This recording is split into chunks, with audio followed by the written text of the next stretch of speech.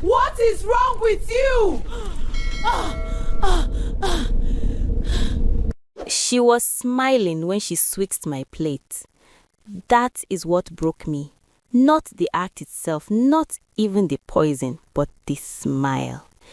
The easy, practiced curve of her lips as her fingers moved my food from one side of the table to the other, smooth and quick, like she had rehearsed it 100 times in the dark, like she had always known this night would come. My name is Stella, and the woman standing in my kitchen, rearranging my death with her bare hands, is my twin sister, Bella. We share the same face, the same high cheekbones our mother always called God's finest work, the same deep brown eyes that catch light like polished wood, the same small gap between our front teeth that boys in secondary school used to tease us about until they grew up and started calling it beautiful. But we have never shared the same life. I know what you are thinking. Twins are supposed to be close. Twins are supposed to be each other's first best friend, first secret keeper, first defender against the cruelty of the world. That is what they say in movies, in greeting cards, in the kind of Instagram captions Bella used to post when she still needed people to believe we were happy. What they do not tell you is that twins can also be each other's greatest wound. Growing up in our family compound in Ibadan, Bella was everything I was not. She was louder, bolder, quicker with a smile that could charm our father out of any punishment. She was the one teachers called the bright one, the one our aunties praised at every Christmas gathering, the one whose school report cards our mother laminated and kept in the wooden box under her bed. I was the quiet one, the other twin. I was the one who sat in Bella's shadow and told herself it did not hurt and believed the lie so deeply that I stopped feeling the ache entirely. I poured everything into silence and work. I studied while Bella danced. I saved while Bella spent. I built slowly, carefully, brick by brick, the kind of life that does not collapse when the wind blows. And then I met Emeka. Emeka Okonkwo was not the flashiest man in the room. He was not the one cracking jokes at every corner or arriving in cars that turned heads. He was the kind of man who asked you how your day was and actually waited for the answer. The kind of man who remembered that you mentioned 3 weeks ago that your favorite fruit was mango and showed up with a bag of them on a random Tuesday with no explanation except, "I just thought of you." I fell in love with him the way you fall into deep water when you don't know how to swim. Completely, terrifyingly, with no ground beneath my feet. We dated for 2 years.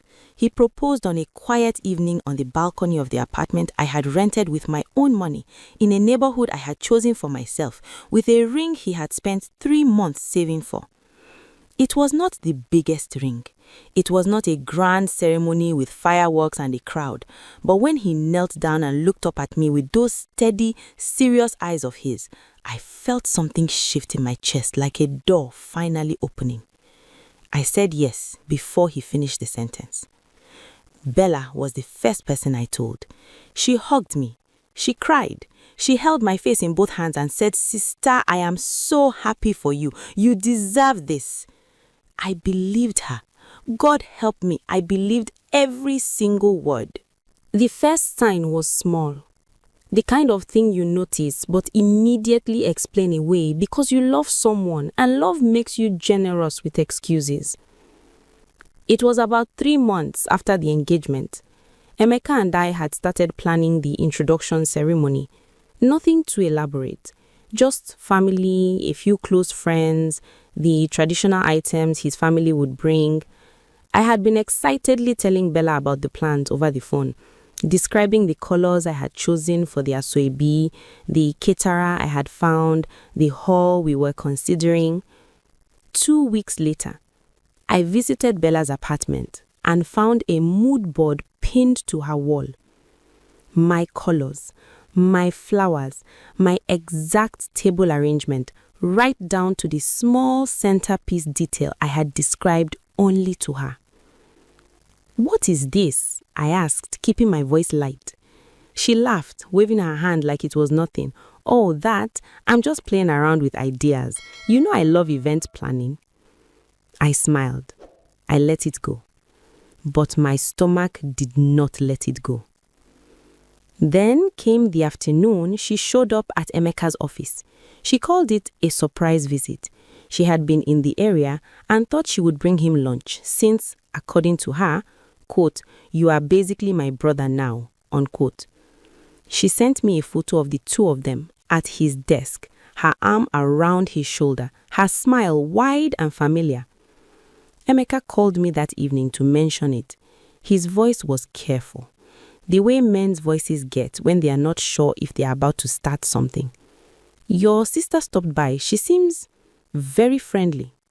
"She's just like that," I told him. "You know Bella." He paused a moment too long. "Yeah," he said, "I'm starting to." I told myself I was being paranoid, that I was letting old wounds color a new picture. Bella had always been competitive, yes, but this was different. This was my wedding, my life, my man. Surely she would not cross that line. Surely the blood between us meant something. I held on to that belief the way drowning people hold on to anything within reach. The weeks leading up to the family dinner, everything intensified. Bella started calling every day. She volunteered to help with every arrangement, inserting herself into every conversation I had with our mother about the ceremony. She started posting photos of herself with Emeka at family gatherings. Careful photos, the kind with angles and lighting, with captions like "Family is everything" and "So grateful for the people God places in your life." People commented with heart emojis. They said she was such a good sister. She was glowing with a light that did not belong to her, and I watched it happen and felt something cold settle into my bones. Not just jealousy, I had grown past that. It was recognition, the slow, terrible recognition of a pattern I had seen my entire life. Benna did not want what I had because she loved it. She wanted it because I had it. Because for the first time in our lives, I was the one shining, and she could not bear to be the shadow. She had been the star so long she had forgotten that stars sometimes have to share the sky. 3 nights before the family dinner, the dinner our mother had organized to officially celebrate my engagement with both sides of the family present, I woke up at 2 a.m. from a dream I could not remember, my heart pounding, my throat dry. I lay in the dark and stared at the ceiling and thought, something is coming. I did not know then what it was. I did not know the shape of it or the weight of it. I only knew the feeling, the way you know rain before the sky breaks, the pressure in the air, the particular quiet that comes just before everything becomes loud. I prayed. I asked God to protect me. I asked him to let me be wrong about my sister. I was not wrong. If you are new here, subscribe so you don't miss what happens next. This story is just getting started. My mother outdid herself. The sitting room was arranged the way she always arranged it for important occasions. The good curtains pulled, the center table polished until it reflected your face back at you. The smell of egusi soup and fried fish moving through every room in the house like something alive. Our aunties arrived early and took their positions in the kitchen, talking over each other, tasting from every pot, arguing about whether the puff-puff needed more sugar. Emeka's family came with wine and kola nut and warm handshakes. His mother, a tall woman with careful eyes and silver threading through her braids, sat beside my mother, and they talked like women who had known each other for years, laughing at jokes I could not quite hear from across the room. I sat in the middle of all of it, dressed in the deep burgundy I had chosen, my hair pinned up the way Emeka always said made my neck look elegant, and I felt something close to peace. Bella arrived 45 minutes late.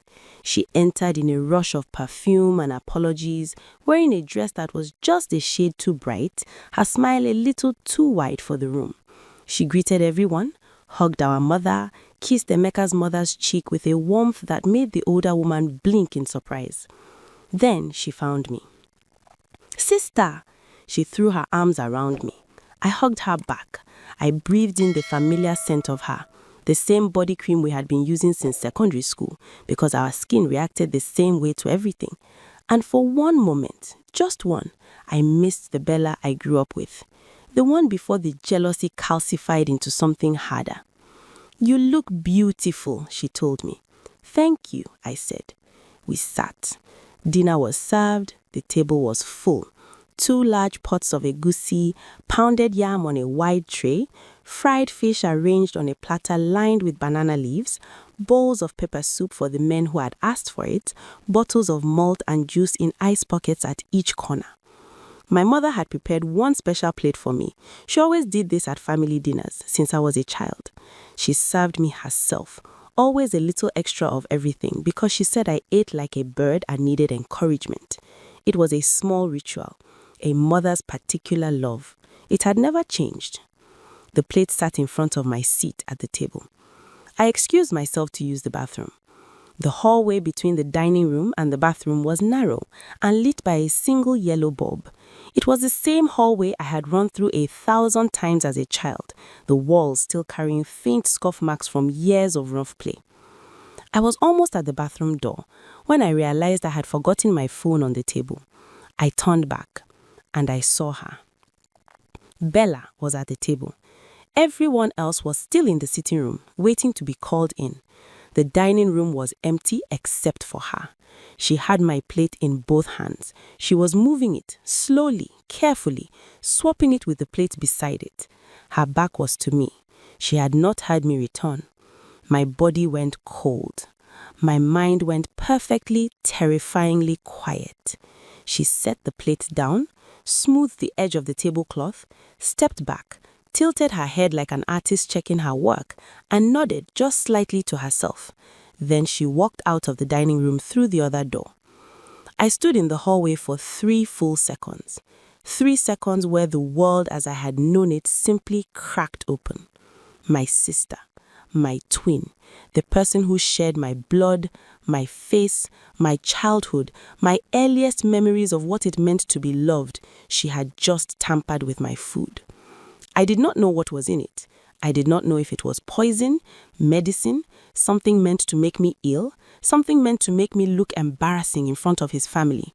I did not know the full measure of her plan, but I knew one thing with the clarity of cold water thrown in a sleeping face. She had done it smiling.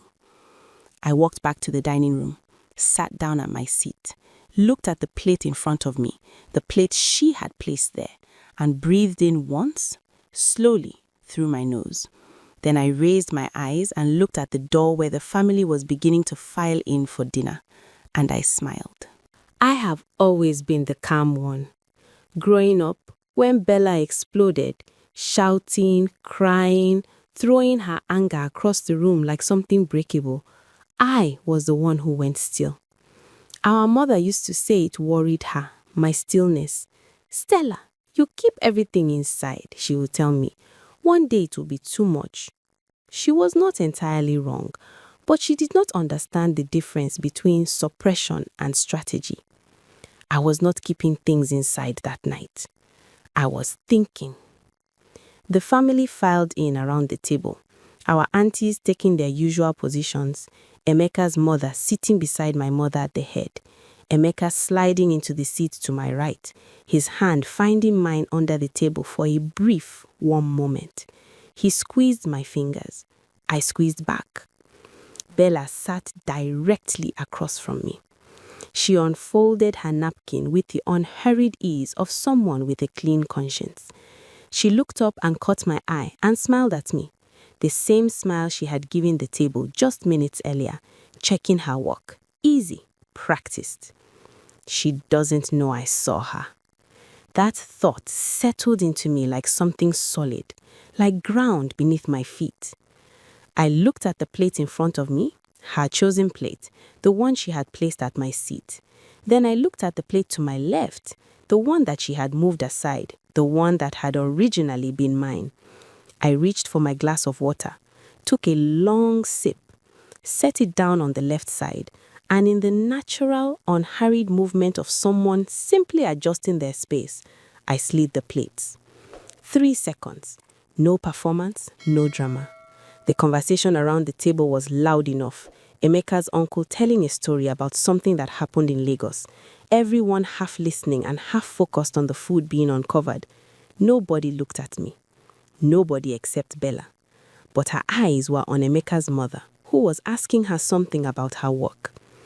I placed the original plate in front of me, put the switched plate where it had been, to my left, the seat where no one was sitting. Then I looked at Bella. She had turned back to the table. She looked at my plate, her plate, now sitting in front of me. A flicker behind her eyes, a small recalculation. But she could not say anything. She could not reach across the table. She could not switch it back without explaining why. She had no move left to make. I watched her understand this slowly, the way ice melts. Not all at once, but in stages, each stage worse than the one before it. "Let us pray before we eat," my mother said. We bowed our heads. I closed my eyes and did not pray for Bella. I did not pray for myself. I prayed for the strength to sit still for what was coming, to not become something ugly in the middle of something that deserved better. When we lifted our heads, everyone reached for their food. I ate slowly. The egusi was perfect. My mother's hands in every bite. The pounded yam was smooth, just firm enough, the way only she could make it. Emeka leaned over once and whispered, "You are quiet." I whispered back, "I'm happy." He smiled. He believed me. That part, at least, was true. It took 11 minutes. I know because I was watching the clock on the wall behind Bella's head, the same clock that had hung in that dining room since I was 9 years old. 11 minutes after we started eating, Bella stopped. I saw it first, the small furrow between her brows, the way she reached for her water without breaking the conversation, drank, set it down again, and reached for it almost immediately. The way her voice, mid-sentence to our auntie sitting beside her, lost a half step of confidence. Then she coughed. Just once at first, politely, into her napkin. Then again. Then she grabbed the table. "Bella," our aunt turned to her. The coughing had become something else, sharp, heaving, the kind that fills a room with sudden silence the way a shotgun does. Her hand went to her throat. Her eyes went wide with a fear I recognized because I had almost won it myself. People moved fast. Emeka's uncle stood. Someone called for water. Our mother was around the table before anyone could think, her hands on Bella's back, patting, calling her name. "Bella, Bella, talk to me. What is it?" Bella's eyes found mine across the table. And for one long suspended moment, the chaos loud around us, hands reaching, voices rising, someone already talking about calling a doctor. It was just the two of us. Same face, same eyes, same gap in our teeth. And she knew. I watched it move across her face like weather, the understanding, slow and total, of exactly what had happened. She had done to herself what she meant to do to me. She had sat down at her own table and eaten her own poison. I held her gaze. I did not smile. I did not speak. I simply looked at my twin sister and let her read in my face the one thing I had never been able to say out loud in all the years of growing up behind her, of watching her be the shadow, of watching her be chosen over and over while I built myself quietly in the background. I saw you. I have always seen you. And I am still here. They took Bella to the hospital that night. She did not die. I want to be clear about that, because the point of this story was never death. Whatever she had put in that food, and we would find out later it was a combination of fast-acting laxatives and something else the doctors were more careful about naming, was not designed to kill. It was designed to humiliate, to make me sick, visibly, embarrassingly, in front of Emeka's family, to make me look weak, unstable, maybe unfit, to plant a seed of doubt in the mind of a man she had been quietly, patiently trying to reach for months. She had not planned for consequences. People who have always been chosen rarely do. I followed the car to the hospital. I sat in the waiting room with my mother, who was shaking, not with fear by then, because the doctors had stabilized Bella quickly, but with a grief I had never seen on her face before. The grief of a woman beginning to understand something she had not wanted to understand. She sat beside me in the yellow plastic chair and said nothing for a long time. Then she took my hand. "Stella, Mama, did you know?" I looked at the floor, at the worn linoleum tiles, the scuff marks, the particular busyness of a hospital at night. Nurses passing, trolleys wheeling, a child crying somewhere down the corridor. "I suspected," I said, "for a while." My mother's hand tightened on mine. "Why didn't you tell me?" "Because I wasn't sure," I said, "and because I needed to know for myself." She was quiet. Then, in a voice so low I almost missed it, "I made her this way." I turned to look at her. Her eyes were wet, her jaw set with the effort of a woman forcing herself to look at something painful without looking away. "I always gave her more," she said. "I thought she needed it more. I thought you were stronger. I thought—" She stopped, pressed her lips together. I was wrong. I had waited my whole life to hear those words. I had imagined as a child, as a teenager, as a young woman building her life in the shadow of her sister's easy glory. I had imagined the moment my mother would say them. I thought it would feel like victory. It felt like grief. Because the truth about being right, when the thing you are right about is your family's failure, there is no sweetness in it. There is only the weight of what could have been different. I squeezed my mother's hand back. "I know, Mama," I said. "I know." Emeka found us in the waiting room 20 minutes later. He had stayed behind to settle the family, to apologize to his parents, to absorb the shock of what had unfolded at what was supposed to be a celebration. He walked in looking tired, in the way of someone who has just carried something heavy. He sat on my other side. He looked at me for a long moment. "Are you okay?" he asked. "Yes," I said. "Stella," his voice was careful, "what really happened tonight?" I turned to face him. I looked at the man who had come back to this hospital waiting room, not to ask questions or to panic or to point blame, but simply to sit beside me, to ask if I was okay, to wait. "My sister," I said quietly, "has been trying to take my life apart piece by piece for a long time. I saw her switch my food before dinner. I switched it back, and I said nothing because I needed her to stop herself." The silence between us was long. Then Emeka nodded, just once, the way he did when something made complete, terrible sense. "Okay," he said. "Okay, okay." He reached over and tucked my hand into his. "When did you plan to tell me?" "After dinner. If nothing had happened." "Yes." He was quiet for a moment. Then, "You were going to protect me from knowing." "I was going to protect us from becoming a story. I didn't want our engagement dinner to turn into this."